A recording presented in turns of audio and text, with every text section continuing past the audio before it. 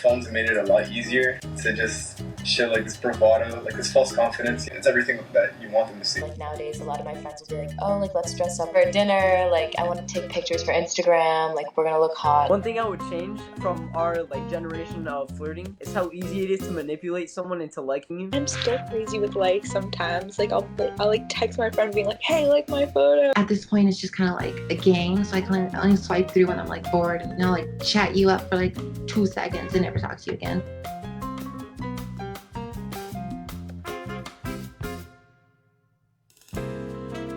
I love rom-coms and like all that cheesy stuff. And so like how I envision like falling in love is like very like, oh no, you spilled coffee on me and now we're getting married. Not meeting people naturally, like you lose a social grasp of like being able to just talk to someone like it's nothing, you know? Because now you're like anxious and you're nervous because you don't talk to people. You start using social media as like a warm-up. On the phone, you're detached from your emotions, so you think anything that you say is okay. Girls are so much more bold now. So many of my friends will just like message guys. I've hit up guys on there and it's like worked out. A lot of your actions are like bolder and you think less about them. Once my friend, he plays on a varsity football team, and after the game, a huge group of girls came. They just asked for a Snapchat and just left. But the way that I met my girlfriend was like through social media, honestly. Because like I'd always seen her around school, and I eventually got her Instagram and I started DMing her. And then when I met her in person, I started talking with her, and she is so awkward. It was awful. It's easy to create this image of them in your head and you're like, oh, like I really like this person. Then you get to know them in person and you're like, oh, this isn't like the person I thought you were. Snap score is very important, very important. So every time you send one picture, it counts as 1 point to your Snap score. And so when you have 300,000, that means you sent at least 300,000 pictures. You get little stickers every time you like move up like a certain amount in a Snap score. It is a game. When you meet someone new, you always have to check their Snap score. If they have a Snap score that's over 300,000, then that mostly means that they talk to a lot of people. Soft boy is like a guy who's like really in his feelings. Oh, the worst kind of person. He usually like wears all black and like chains Usually bleached jeans. They like wearing like circle glasses. and like makes music about like how he's like really sad. They're usually pretty privileged too, so it's kind of like, why are you so sad right now?